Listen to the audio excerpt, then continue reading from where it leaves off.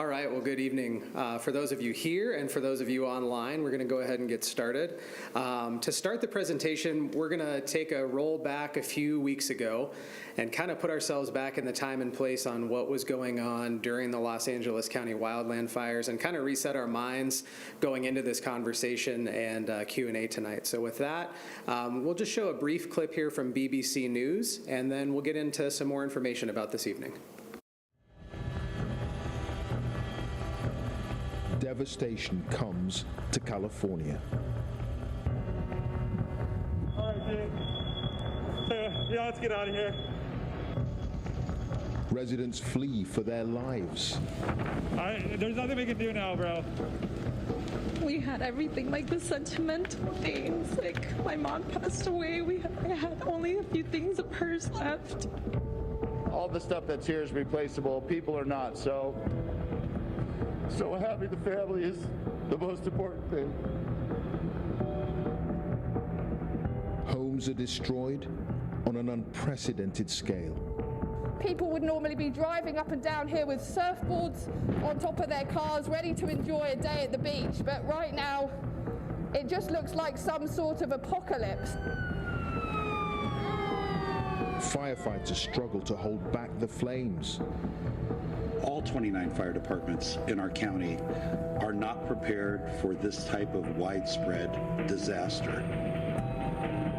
But how did it happen? And why did the fires spread so quickly?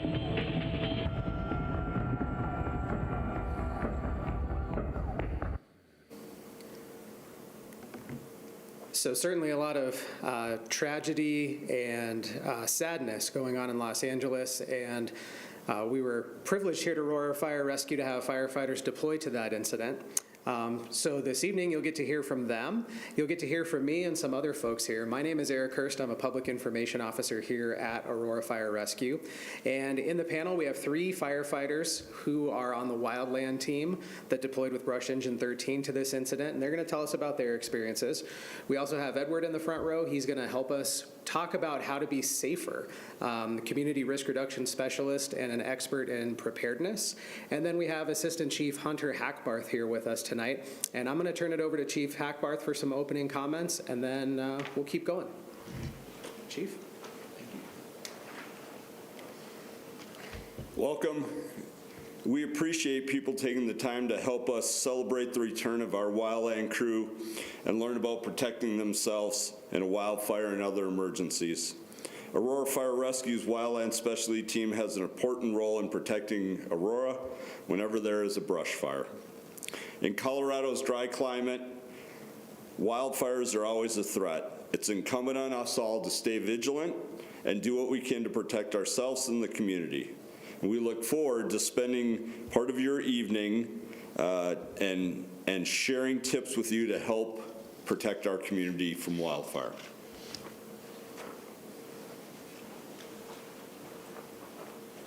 Thanks, Chief. And just for a reminder for folks who might be watching the stream online, please submit your questions as you have them. We have folks here monitoring the questions, and they will let us know what those are, and we'll direct them to the right person. So a few of the topics to lead off and hopefully spark some questions in the community. We'll be talking about the Los Angeles County wildfires specifically, how and why Aurora helped, and then how Aurora manages brush fires within our own community, how the weather impacts these events, and oftentimes our community hears the term a year-round fire season, but what does that really mean? So we'll talk about that, and we'll also talk about how people in Aurora can be prepared in case an emergency happens, whether that's a fire or something else. So with the Los Angeles wildland fires, really this was a combination of a lot of different factors, but the big ones are dry vegetation, low relative humidity, and then damaging winds that were occurring. So high wind warnings and red flag warnings at the same time. It was a particularly dangerous situation, and as we all saw, very, very extensive devastation there. Of the multiple fires that occurred, Aurora's crew was assigned to the Palisades fire, which burned just over 23,000 acres, destroyed nearly 7,000 structures, and damaged another 1,000 structures on top of that, and there were 12 civilian fatalities. So the question might be out there, why was Aurora Fire Rescue helping? Why were firefighters from Colorado there? Well, as you may have heard in the video with Los Angeles County's fire chief, those incidents far surpassed the available resources that were able to immediately respond and then be able to continue working that incident in the days and weeks that followed. So California, just like most of the different states in the United States, will rely on firefighters from across the country to come and help. And Colorado received that call for help on January 10th, and it was a call for 50 engines, 50 different fire engines, all of those staffed generally with a crew of 4, and assembled into different groups called strike teams or task forces, and that's a group of 5 engines with a leader. So among them were Aurora's Brush Engine 13. That's a vehicle that's specifically designed for wildland-urban interface fires. And here at Aurora Fire Rescue, we have that vehicle and then 5 other smaller wildland fire engines called brush trucks that are available at any moment to respond to vegetation fires in the city or perhaps even helping some of the neighbors. So with national wildfire events, some of these become quite large, hundreds, even hundreds of thousands of acres, and then they take hundreds or even thousands of personnel to efficiently respond to.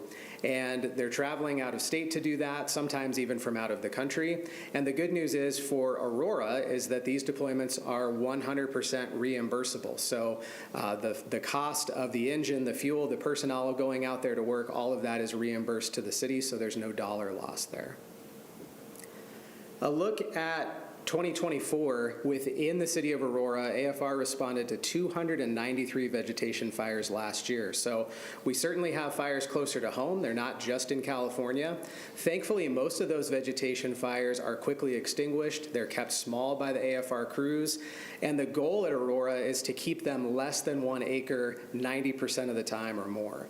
That's really important because fires that exceed 1 acre or they threaten buildings, threatens people's homes, those will take additional resources, lots of firefighters, lots of engines, and at that point, if it's over 1 acre, especially if there's a wind component to it, it can become quite difficult to get those under control. So the faster that a lot of resources and firefighters can get there to keep the fire small, the better. And thankfully, Aurora has great partners surrounding us that will help us with vegetation fires if those happen, those big ones. And also, Aurora Fire Rescue has the ability to upstaff fire apparatus. So last year, 22 different times, Aurora put additional personnel on wildland firefighting apparatus.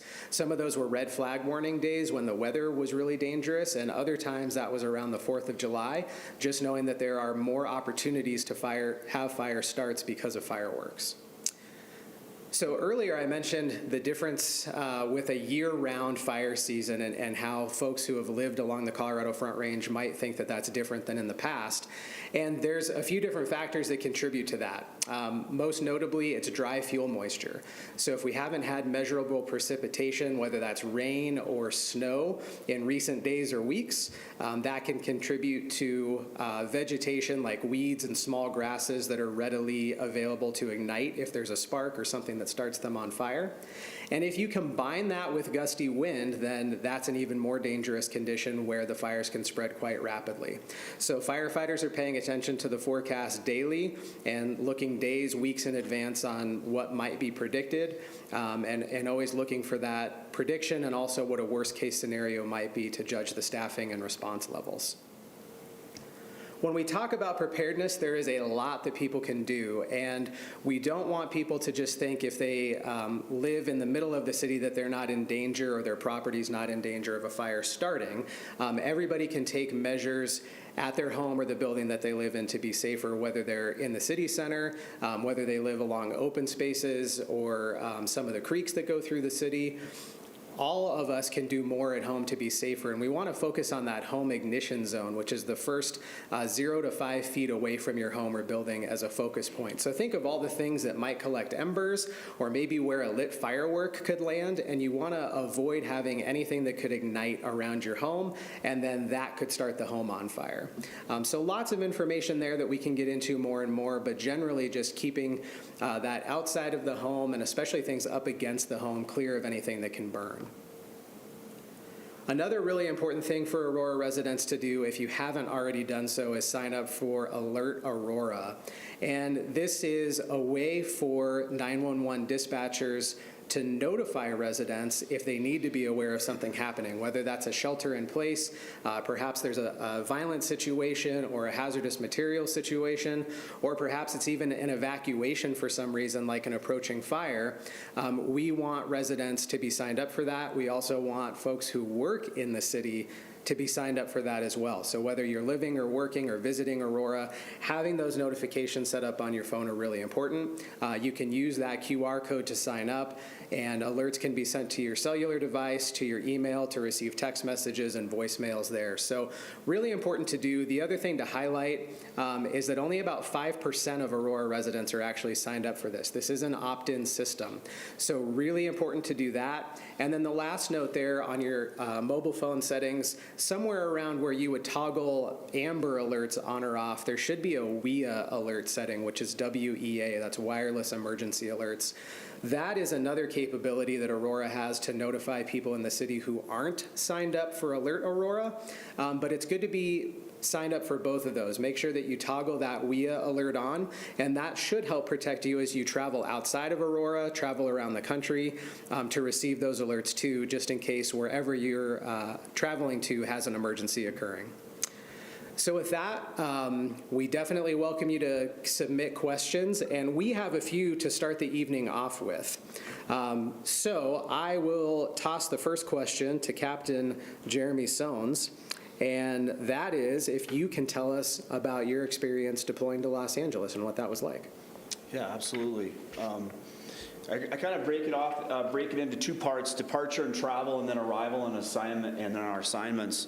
And first and foremost, I think it's important to convey that very thankful for the support and the opportunity. The support from family, from our fire chief, from our fire department leadership, the community, the city leadership, and to be able to represent and go serve our fellow citizens in California.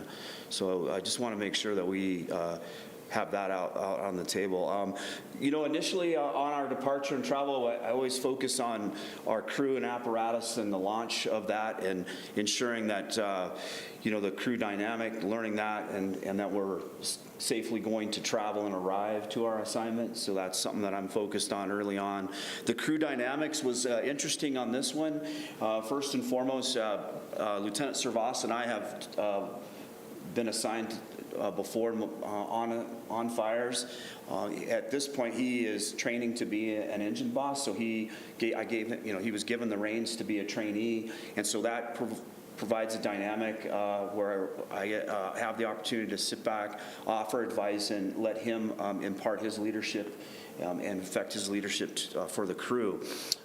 The other dynamic is that our two other members, this is their first assignment with Aurora, and also it was our first kind of time to be able to work side by side with them. So early on, that crew dynamic is very important. We call it crew cohesion, where we want to kind of get to know each other, get past that dance, and really strengthen that relationship and earn each other's trust and respect, and be able to go out there and perform effectively with resilience and be able to adapt and overcome when needed, because these situations are so dynamic a lot of times, and that you need that. So that's one of the real big keys there. The second part is just our arrival and assignment.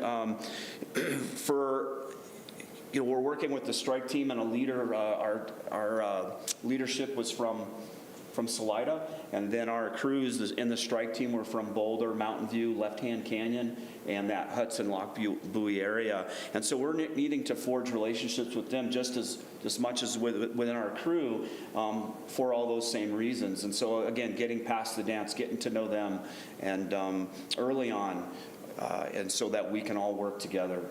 Because not only for this incident, but back here in Colorado, throughout Colorado, the potential, or in our region, we're going to be working side by side again. So it's very important to forge those relationships. We were assigned Division Zulu, which is kind of the north part of the fire in Topanga State Park, above the city of Tarzana.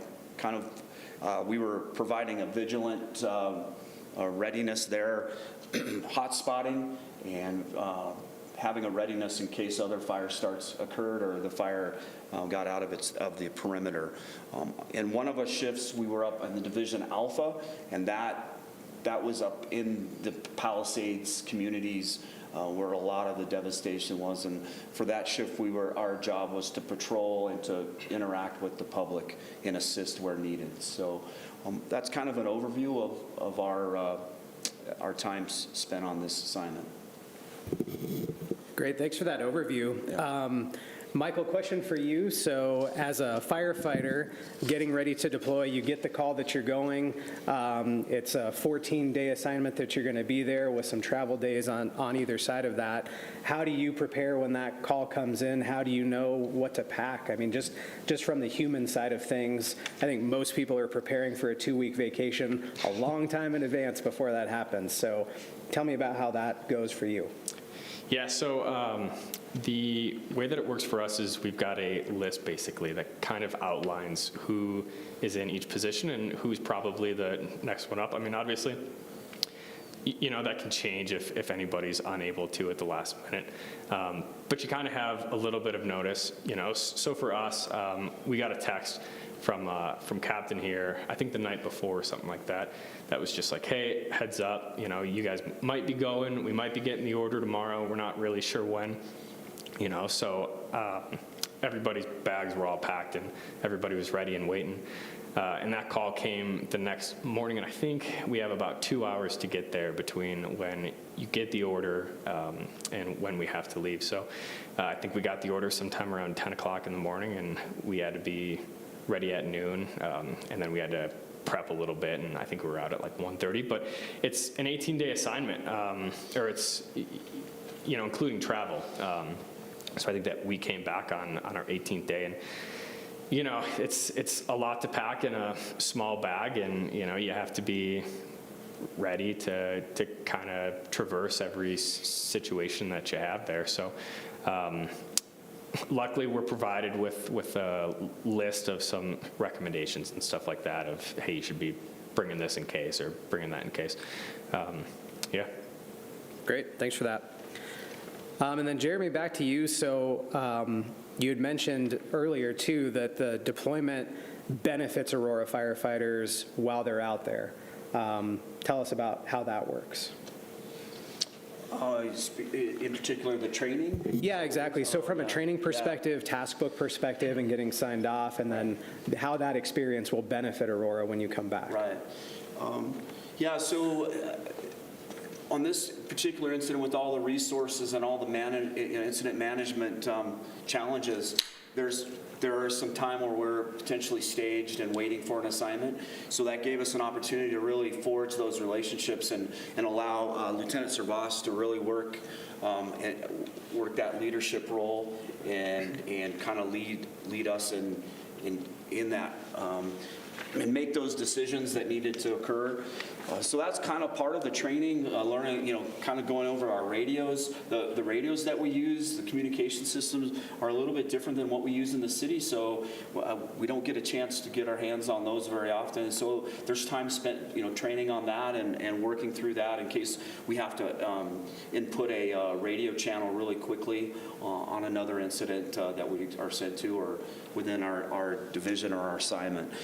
We also spent some time, you know, you're having large incidents, so we're driving in traffic, heavy traffic, fire traffic, operating the apparatus on grades. We're not used to that here in the flat country of Aurora, so that's interesting, and so that's kind of another dynamic there, and also obviously off-road, so that gives us a chance to work on those as well.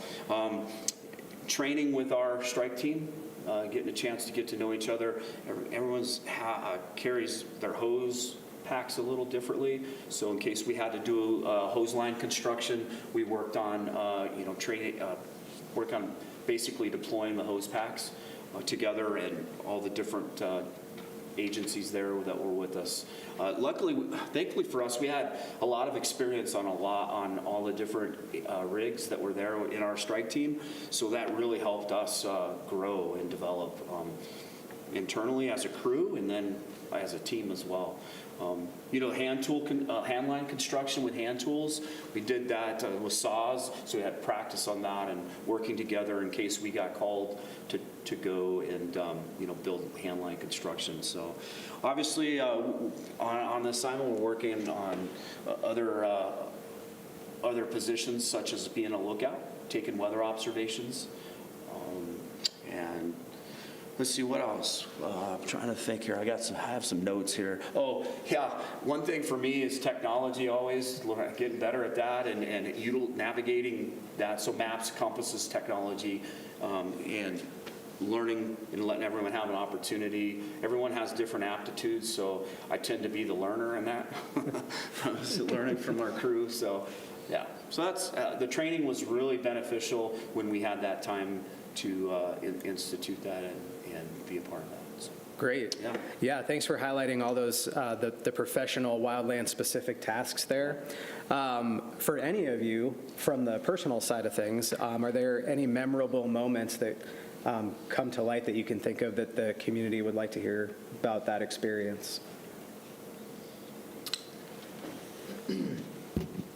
Just when we went up to the actual city of Palisade, that whole area that you saw in the clip that you first played, the devastation that was through that neighborhood.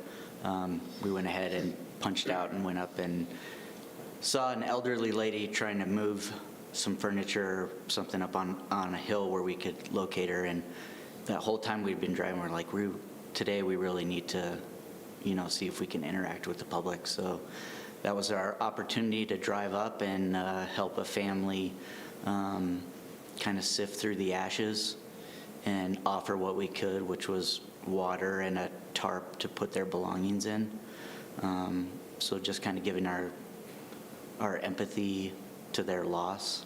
I think that was really memorable for us to be there with them at that moment. And one of their daughters went to see Boulder. So they were happy to see a rig from Colorado.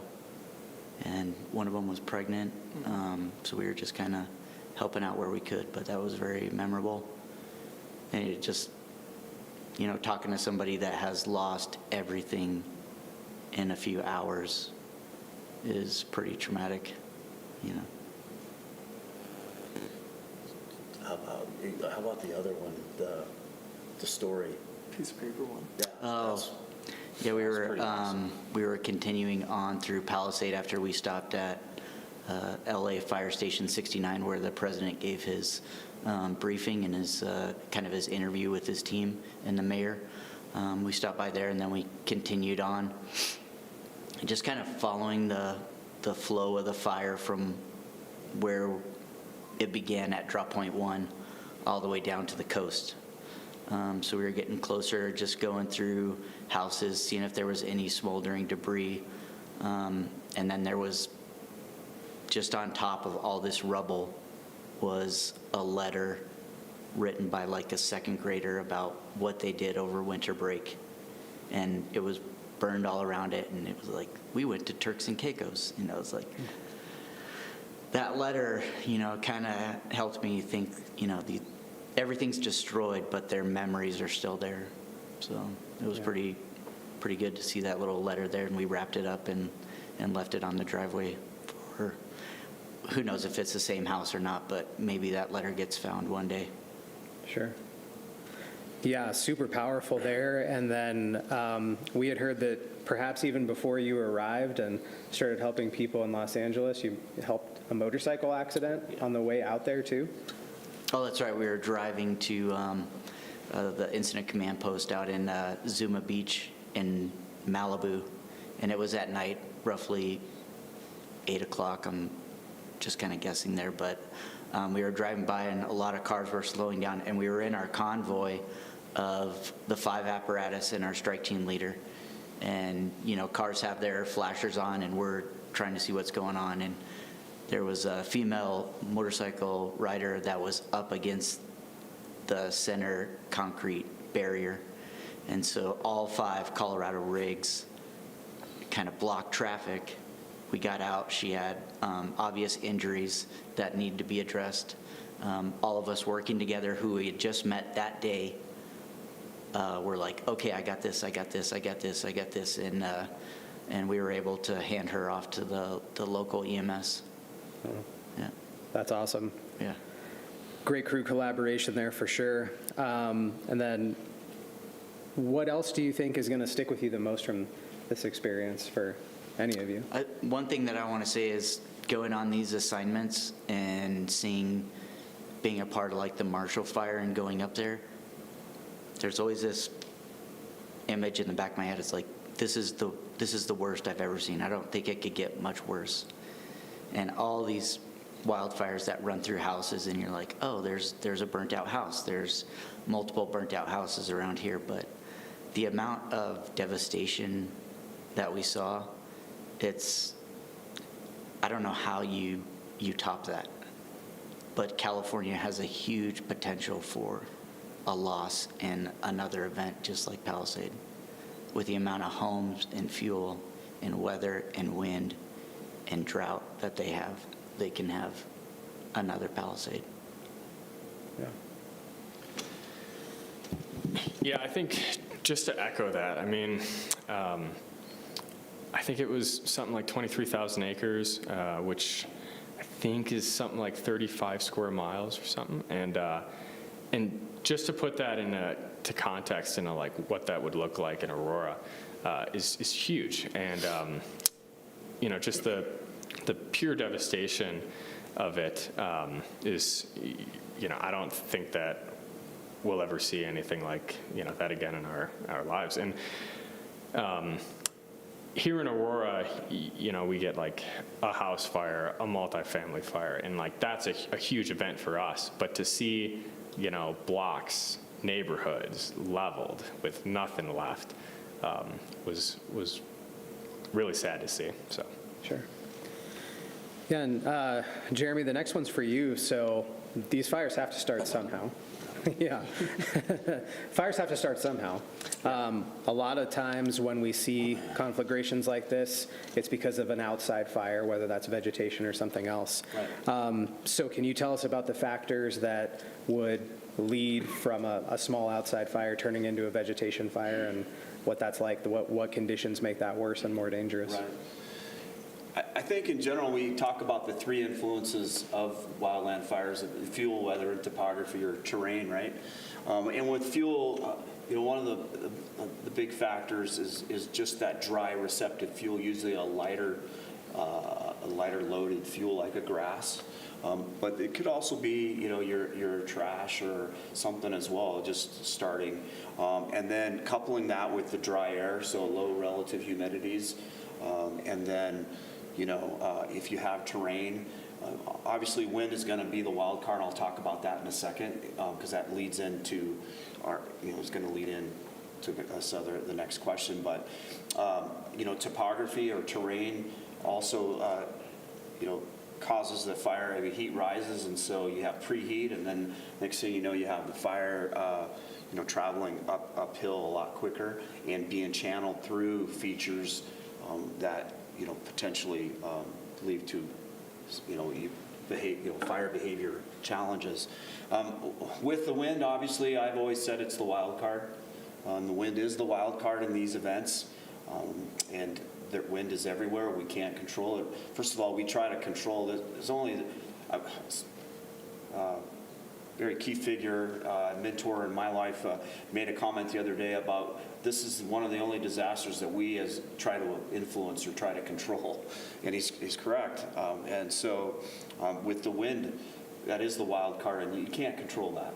You can't really influence that. And so that is where we're that's the key factor here, spreading the fire and creating those embers that transfer that fire from a vegetation source and now into potentially structures or neighborhoods, and starting that home-to-home ignition, and that's where you get the devastation. So a lot of these fires, typically 80% of these types of ignitions are from ember production, and that's what that wind does, is that it creates lofts it down range, and causes the spot fires, and neighborhoods miles away are affected. So, yeah, wind is that wild card. I think that leads into our next question, perhaps. Yeah, I think it does too, which is what are some of the things homeowners can do to protect their homes? And from the firefighter perspective, you've probably seen homes that have burned and homes that haven't burned. Right. A lot of times, the homes that haven't burned, that's not an accident that they didn't. It's because people took steps ahead of time to make their home more resilient, and perhaps even made it easier or safer for firefighters to engage it. So could you tell us more about that? Just going back to that initial slide that you had, when we prep a structure for structure defense, we always worry about that 5 feet around their home. And the homes that we kind of train on in our district and around the area are usually the ones that back up to like a green belt, per se. And so we always kind of concentrate there and make sure that homeowners are aware, people are aware in the public that that 5 feet around their structure is really, it's really important for that area to be kept clean and tidy. And those receptive fuel beds that ember will find its way into will just slowly eat into that house. So mostly concerned about that 5 feet around the home, just keeping that area cleaned, and the gutters. We don't have that many tall trees here, but I mean, you get down to some areas and you worry about their gutters too. They just have a lot of pine needles and duff that are stuck in their gutters, and they get an ember into a receptive fuel bed and it'll just smolder and ignite. Sure. Yeah, thanks for that. Yeah. Edward, I'm going to turn the next one to you. So we talked about how you can make property more resilient. But us as humans, as people, there are so many factors that go into disaster and preparing for emergencies. So how can we as individuals, for our family, our friends, our pets, the things that are most important to us, how can we be prepared? Yes, absolutely. And, we discussed a little bit about how you would prepare the exterior of your home. But we also want to, be conscientious of what we can do on the interior, not only keeping us safe, but also the things that you want to have readily available should an emergency, come our way. Obviously, first and foremost, you want to ensure that you have working smoke alarms in your home, something that we take for granted, but something that is critical to our safety. So you want to make sure that you have those in every bedroom, on every floor, outside of every sleeping area, making sure that you're testing those on a monthly basis, replacing those batteries on a yearly basis, and replacing the entire unit after 10 years after that manufacture date. So you want to make sure that you have working smoke alarms. You want to make sure that you have an escape plan for your family, being familiar with evacuation routes out of your home. If applicable, you want to at least have 2 out of every room. Practice evacuating your home. It's important that, just as you did growing up when you were in school, that you're familiar with the exits in your home. Thank you. Making sure that you practice that at least twice a year. Practice that at night as well. Emergencies don't discriminate on the time of day, so it can happen during the day, it can happen during the night. Establish a meeting place for your family to meet if and when you need to evacuate your home. You also want to think about establishing a contact out of your area, a point of contact. During large-scale emergencies, networks can go down. It can be difficult to reach individuals within your own network. You want to think about, how am I going to get that information about my own whereabouts, how I'm doing, to them, and learn about, how they're doing as well. And sometimes it may be easier to reach an individual out of your network than someone within your own. So you want to think of someone who can be a purveyor of information, sort of a communication hub, if and when you need that to be able to communicate with family members if you were to separate. And not only that, you think of, if I relay my information to this point of contact and I happen to lose my phone, at least they can contact other family members and let them know about how I'm doing if I can't reach them. You also want to think about, having emergency kits readily available in your home, not only in your home, but those that are portable, maybe having a smaller one in your vehicle should you have to evacuate or shelter in place. For those in the audience, our community risk reduction team, we have a checklist here of recommended items, and they can vary from, copies of important documents that, as we learned from the fire here in California, when things are gone, it's hard, we don't memorize all this information. We don't always keep it readily available with us, but there are documents that we want to be able to at least provide when asked upon to do so. So we want to be able to have copies of that, create digital backups of those as well. Make those part of your kit. We're talking about medications, phone chargers, change of clothing, food. But it is very important. One that I really want to highlight is when we're talking about phone contact information. We become accustomed to entering contacts into our phone, and we contact individuals simply by name. But if I was to ask you, heck, I don't remember most of the phone numbers on my phone. But if you're able to actually write those down on a contact information sheet and have a hard copy of that as part of your kit, should you need to evacuate and have numbers of your physicians, family members, schools, whoever it may be that's important in your life, having those so that you can actually make contact with those individuals and know what those numbers are. Or if an agency is asking you, hey, are you familiar with these phone numbers? Can we call someone for you? I don't know the number. So you want to make sure that you have those as well. And then lastly, I can't emphasize enough something that Eric, that you already spoke upon, is signing up and staying informed with these alerts. These things happen in real time, folks, and you want to be able to know this information as soon as possible. Please do that due diligence of signing up for these alerts. 5% of the population that number is way too low. We need to get that number up in terms of the residents here in Aurora being able to receive that information when it first happens. So I really encourage you to do that. Great. Thank you for all that awesome information. I know we've talked about a whole lot this evening, so I'm sure that people have some questions. So if you have any, please let us know. If you're in the room, please raise your hand, and then if we have any online, we can address those. We did get a couple of questions online. How likely is it that wildfires similar to those in California could happen here in Aurora? Maybe turn to Captain Sones on that one. Sure, I'll take that. Yeah, I think it's very likely. I would say that we are much in this region. We are very prone to that year-round, and we need to be ready. Look at today with the weather and the wind today.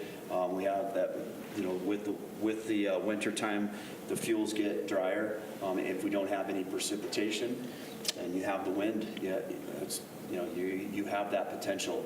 So we have to be ready for that. March is another time. If we don't have any moisture then, things are cured out and dried, and that's not typically a fire season. Typically the fire season, we think about summertime, and here it is, it's February, and we're looking into March potentially, where we've had some fires here in Colorado. And then obviously the big one, Marshall Fire, into December. So, yeah, very likely. I have another one here. How should we, what should I include in my emergency supply kit specifically for wildfires? Well, your emergency kit, we're talking about whether it's a wildfire, whether it's you needing an emergency kit simply because you're evacuating due to a house fire. Obviously, with each family, you want to be conscientious of the unique needs of your individual family. That varies from family to family. You're talking about prescriptions, medications, change of clothing, food, batteries, flashlights, things that you're able to, going to help you navigate the night or even the day. We're talking about fire extinguishers, we're talking about hygiene items, we're talking about water. So it's not necessarily a wildfire specific kit, but it's something that will keep you safe independent of the event. Yeah, and the one thing that I'll tag on too from a mindset component, and it's something that I've seen and heard from residents, is not having the mindset that a mandatory evacuation could happen if you're away from home.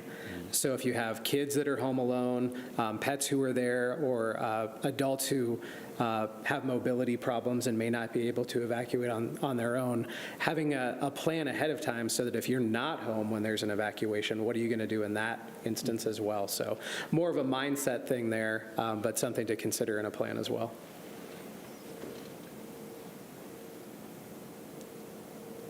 Another one. What are the most common natural disasters we should prepare for in Aurora besides wildfires? I'm happy to take a leap at that one, and then we can pass it on down the line. You'll probably hit them all. We'll find out, yeah. Fire is certainly one of the most prominent, especially the lighter fuels as firefighters look at vegetation. Vegetation is fuel, so grasses, weeds, bushes, those kinds of things, and then as it dries out, getting into trees. So wildfire is certainly a big one there. Snowstorms definitely have a big impact, especially when it comes to blizzards and debilitating travel. Sometimes that can knock out the electricity, and then in that case, it's really not an evacuation, but people may be trapped at home for extended periods of time, and if they're reliant on oxygen, medications that they can't have access to, that can be a considerable emergency.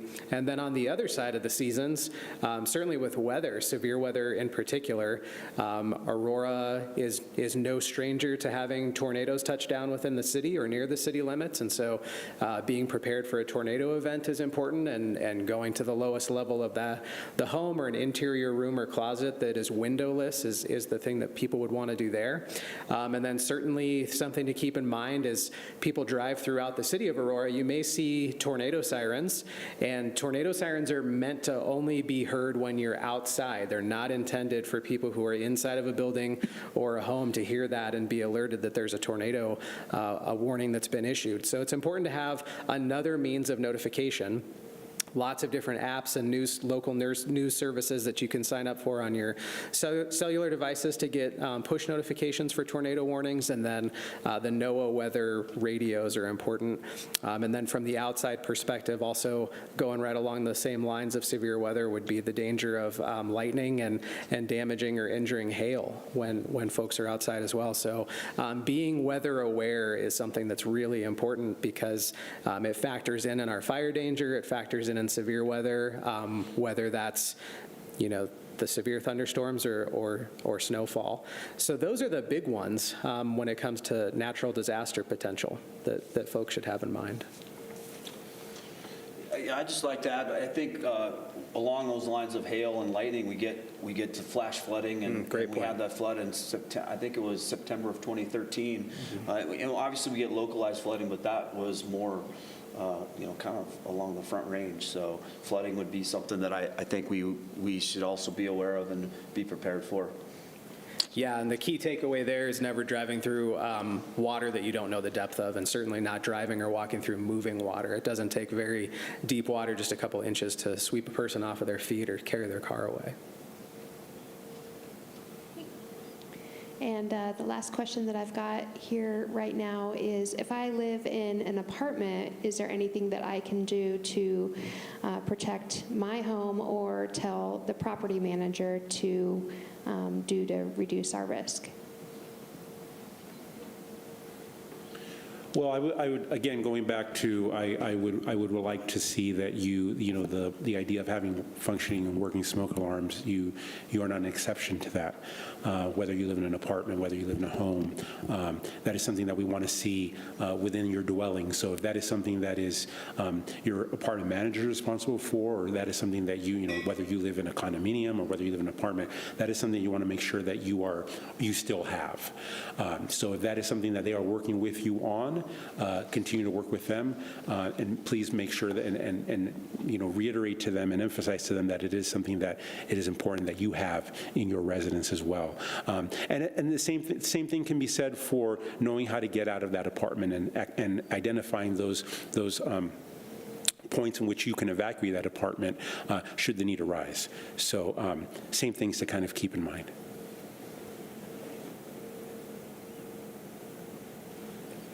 Yes, of course. So we're going to bring a microphone to you. Oh, thanks. Good microphone. Now you guys are really good. A couple questions. While you're in California out there, and you cross-pollinate with other fire departments out there, do you ever see any equipment or anything you think, well, that might be, something we could probably look into getting, something to help our mission to better protect our community here, while you get to see, what other fire departments have? John? Yeah, Yeah, it was an apparatus kind of,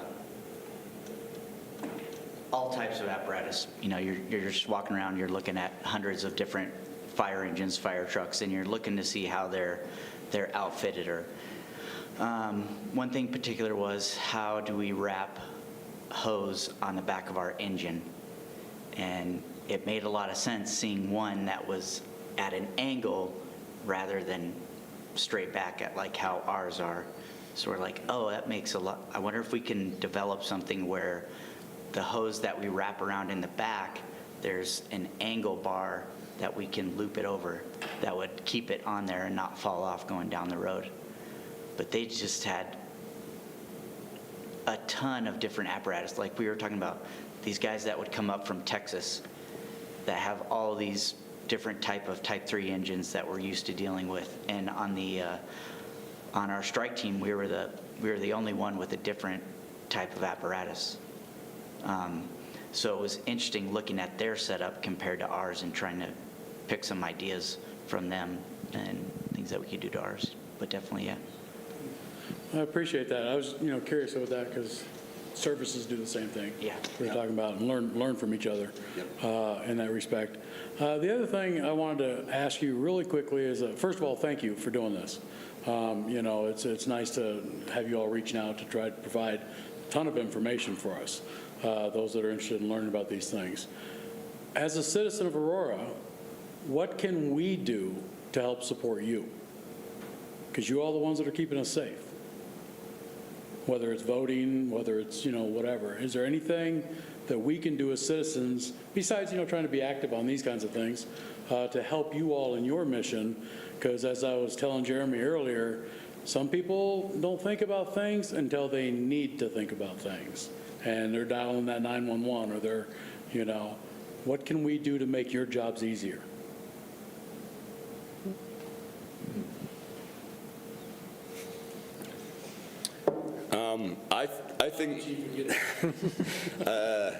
I think there are some opportunities, this engagement you're talking about, and being engaged with their fire departments. So having conversation with them, getting on our website. We have a lot of useful tools on our website, especially through CRR, that would help people be prepared for these emergencies. And a lot of times preparation, especially when we talk about evacuation, or knowing that everybody's out of a house, so us pulling up on a structure fire and knowing out front everybody safely got out and they're able to verbalize or communicate with us, we're all out, we've accounted for people, we're still going to aggressively make sure the occupancy is clear, but it's very helpful for us that when a family has practiced that and then has the ability to have a meeting spot and communicate that with us. So preparing for other natural disasters, again, knowing they need to get out, they need to be self-sufficient, that is very helpful to the fire department. So I think a big part is some education is provided by us in this opportunity, but that opportunity to go onto our websites and self-educate themselves to make them better prepared for emergencies really helps us a lot. Fantastic. Yeah, if I may add and dovetail off to what Chief Hackbarth is saying, as far as especially evacuations in a wildfire type of situation, I think it's imperative for our residents to understand that if they feel unsafe, then leave early. Evacuate early. And if you're going to do that and you make that decision, then make sure that you're navigating intelligently out of your neighborhood. So you have more than one way to leave, because that might not be the best, safest choice through smoke or even fire for that matter. So, and then also kind of having a destination to go to. So that would be that. And also driving responsibly. So obeying the traffic, the speed, traffic controls, windows up, lights on, those types of things. So, as far as evacuation is concerned, I think that would be my big message there for our community. Nice. Well, thank you. Thank you again for having us tonight. It's been a pleasure, and that's all I had. Sure. Did you have an add-on? I just want to make Well, sure. no, I can't, to emphasize what Chief said, I think, in safety is really about working together and working in concert. And, Aurora Fire is here obviously to respond to the needs of the community, but part of keeping everyone safe is obviously, accessing the information, taking the precautions that we know that us as citizens and, we can take to help mitigate that risk. At the end of the day, we want to be able to have residents that are prepared, that are knowledgeable, that are aware, and what we're trying to do is provide that level of information and access to the information so that everyone can learn about how to be safe, learn about the proper measures to take to make sure that their home is safe and to make sure that they're prepared if something was to happen. And part of that is obviously us providing the information and the public, taking that and taking that with them and learning from that. And like we said, accessing and opting into things such as these codes where, you can receive that information and know it's time to go, or it's, if something's coming, we got to get ready. So, continue to work together in that way.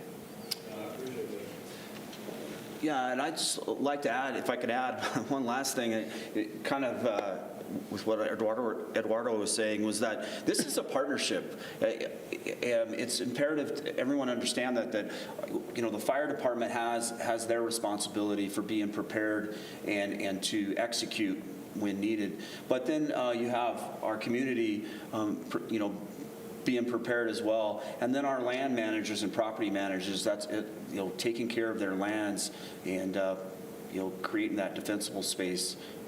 And so I think truly understanding that this is all a partnership here. So, yeah. Awesome. Thanks for that. Well, with that, I think we're going to conclude the evening, and really appreciate the questions in person and online, and also recognize that there might be people who watch this later because they couldn't watch it live. So feel free to still send us your questions, afdpio@auroragov.org, or send us a direct message on any of the social media accounts that we have on Facebook, Instagram, YouTube, and we'll take a look at those and answer your questions the best of our ability. So thank you for your time this evening, and hope you have a great night. Thanks to you all for participating as well. Thank you.